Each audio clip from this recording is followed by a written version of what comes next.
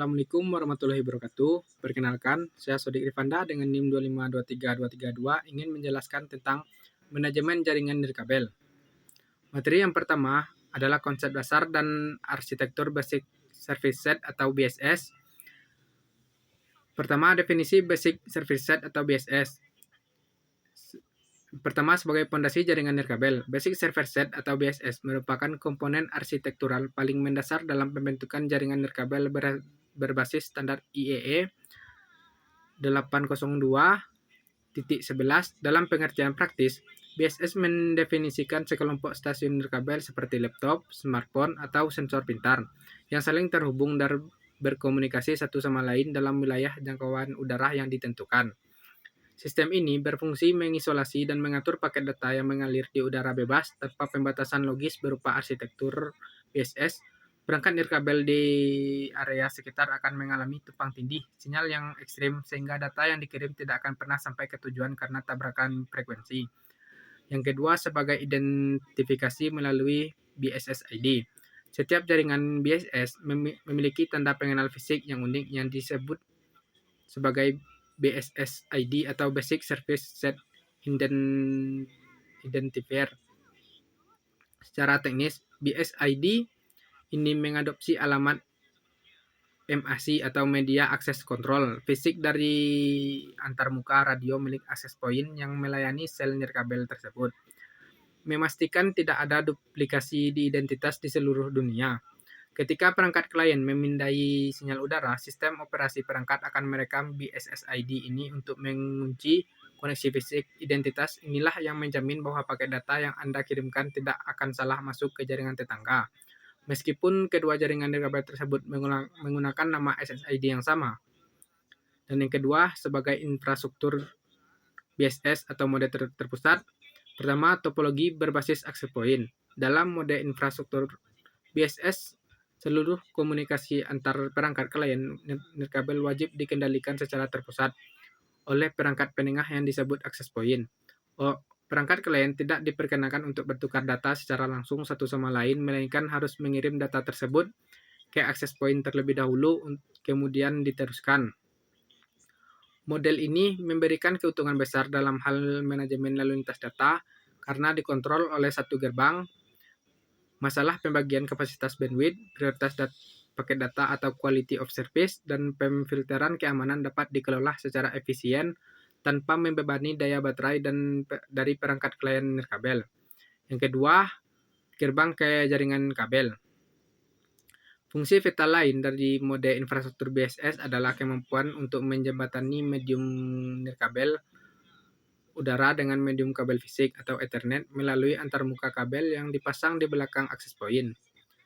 Seluruh klien nirkabel dapat terhubung ke server lokal, switch pusat, hingga gateway internet luar. Hal ini membuat infrastruktur BSS menjadi standar mutlak bagi perkantoran, perumahan, dan area publik.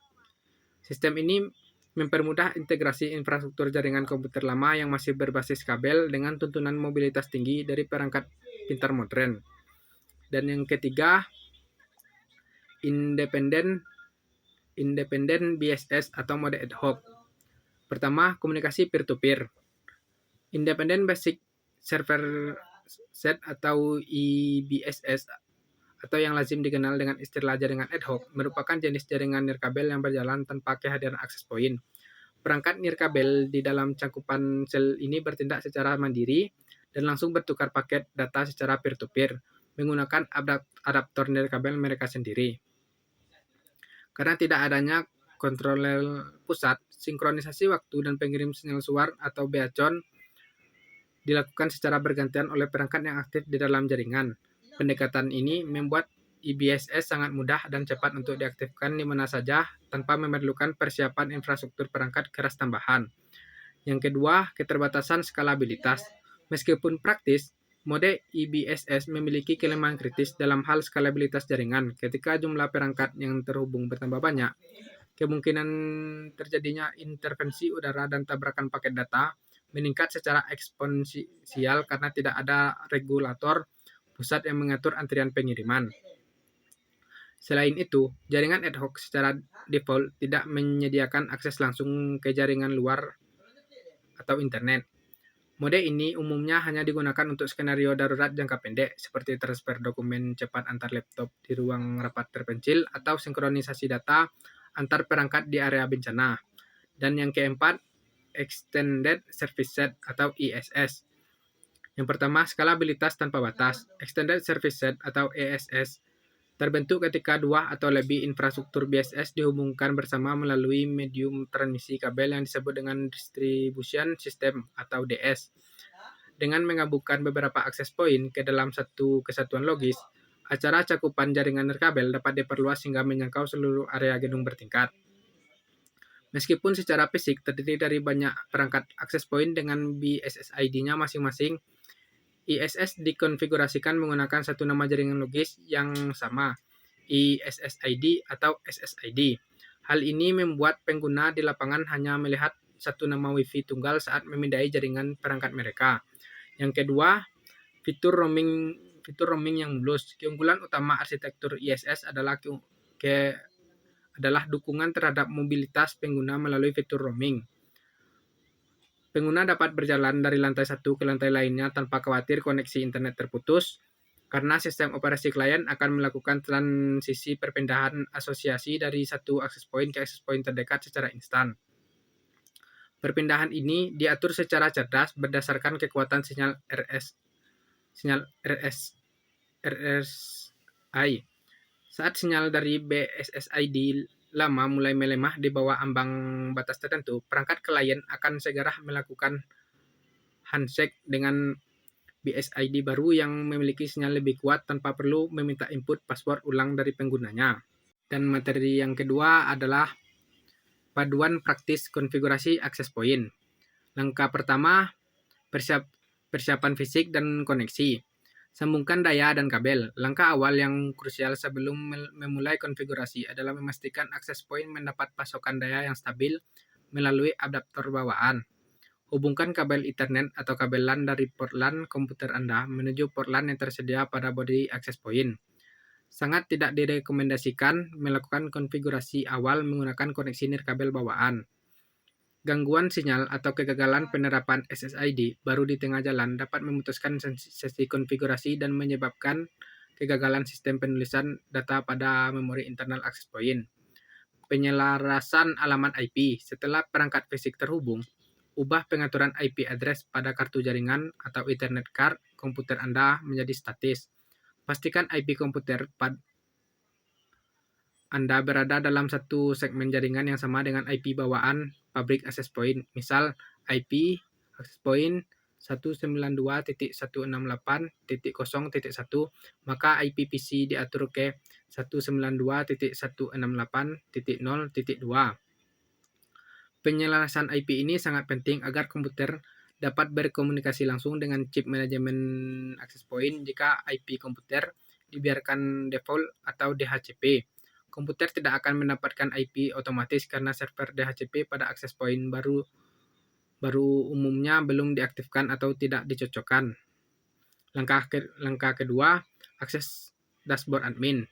Navigasi melalui peramban. Buka aplikasi peramban web seperti Google Chrome atau Mozilla atau Firefox pada komputer Anda. Ketikkan alamat IP bawaan pabrik dari access point pada kolom pencarian alamat URL biasanya tertera di sekitar bagian bawah perangkat, seperti 192.168.0.1 atau 192.168.1.1, lalu tekan Enter. Jika halaman login gagal termuat, lakukan verifikasi ulang terhadap kualitas fisik kabel konektor RJ45 Anda. Jika perlu, Anda dapat melakukan reset fisik ke setelan pabrik dengan menekan lubang kecil bertulisan reset di body access point menggunakan pin setelah kurang lebih 10 detik. Kredensial dan pengamanan awal. Saat kolom autentikasi administrator muncul, masukkan kombinasi username dan kata sandi bawaan pabrik. Paling sering menggunakan kombinasi default seperti admin atau user. Setelah berhasil masuk ke menu utama, segeralah mencari menu pengaturan akun untuk mengubah password admin default ini. Membiarkan password admin bawaan pabrik tetap aktif adalah celah keamanan paling berbahaya. Penggunaan asing yang nantinya terhubung ke Wi-Fi akan akan dengan mudah masuk ke halaman sistem ini, melihat kata sandi Wi-Fi Anda, atau bahkan merusak konfigurasi jaringan. Langkah ketiga, konfigurasi SSID dan channel. Personal nama SSID. Navigasikan peramban Anda ke menu Wireless Setting di bagian kolom nama jaringan SSID atau Wireless Network Name. Ketikkan nama jaringan unik yang Anda kehendaki agar mudah diidentifikasi oleh calon pengguna di lokasi Anda dan tidak tertukar dengan pencarahan sinyal milik tetangga sekitar. Terdapat pula opsi SSID broadcast yang dapat dinonaktifkan atau disable jika Anda menginginkan jaringan tersembunyi atau hidden network. Dengan menonaktifkan pemancaran nama ini, perangkat luar harus mengetik nama SSID secara manual dan presisi untuk mengajukan koneksi. Pemilihan saluran frekuensi. Pilihlah frekuensi saluran atau channel kabel yang paling bersih dari interferensi di luar sekitar Anda. Pada frekuensi standar 2.3 GHz, disarankan untuk mengunci saluran pada nomor 1, 6, atau 11 karena ketiga saluran tersebut merupakan satu-satunya frekuensi yang tidak saling tumpang tindih atau non-overlapping channel. Hindari penggunaan mode otomatis jika area Anda sangat padat dengan sinyal Wi-Fi lain. Memilih saluran yang tidak tepat akan berakibat pada penurunan performa jaringan secara drastis, hilangnya paket data di udara, hingga sering terputusnya koneksi perangkat klien secara tiba-tiba. Dan langkah keempat, keamanan dan enkripsi. Protokol enkripsi WPA2 atau WPA3. Beralih ke menu bagian wireless security, jangan pernah membiarkan enkripsi mati. Enkripsi Wi-Fi Anda dalam status tidak aman atau terbuka atau open atau disable security. Pilihlah mode keamanan WPA2 dengan jenis algoritma enkripsi Advanced Encryption standar AES atau WPA3 jika perangkat Anda baru mendukung. Hindari memiliki enkripsi usang seperti WEP atau WPA versi pertama. Protokol enkripsi lama tersebut memiliki kelemahan algoritma hitungan menit menggunakan perangkat lunak penganalisis paket data gratisan yang ada di internet. Pembuatan kunci sandi yang kuat. Ketikkan kata sandi atau WPA pre-shared key pada kolom yang disediakan dengan ketentuan minimal 8 karakter.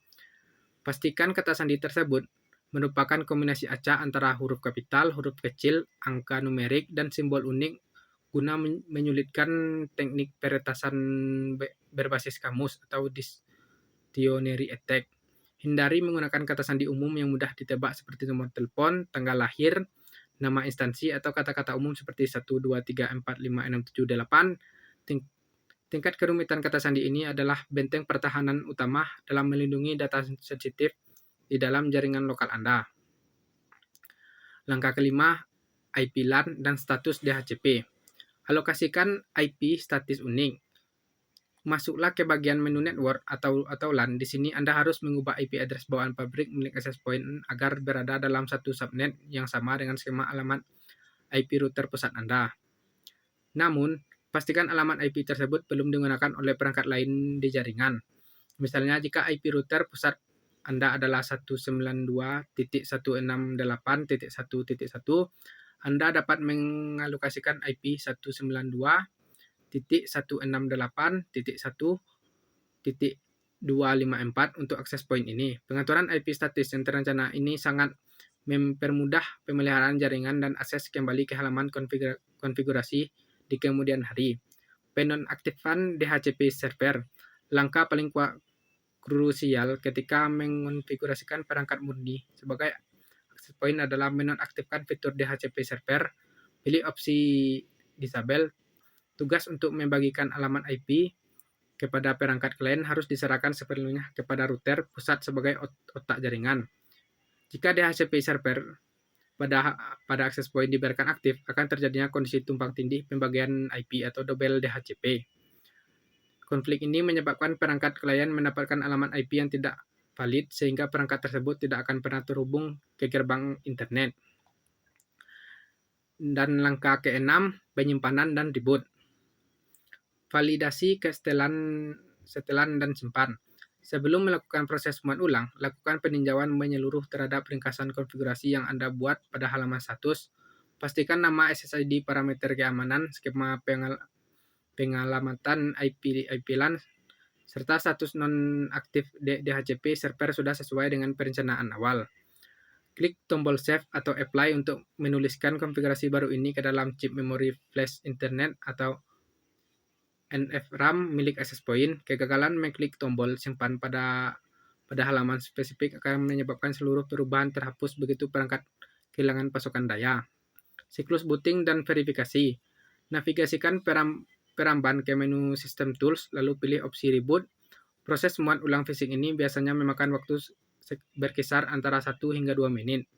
Selama proses booting berlangsung, dilarang keras mencabut kabel daya karena berpotensi merusak sistem operasi interval firmware access point. Setelah perangkat menyala kembali, cabut kabel Ethernet konfigurasi dari komputer Anda. Hubungkan port LAN access point ke port LAN router utama menggunakan kabel Ethernet permanen. Ujilah koneksi internet melalui Wi-Fi baru di perangkat seluler Anda untuk memastikan proses berhasil. Sekian penjelasan dari saya. Assalamualaikum warahmatullahi wabarakatuh.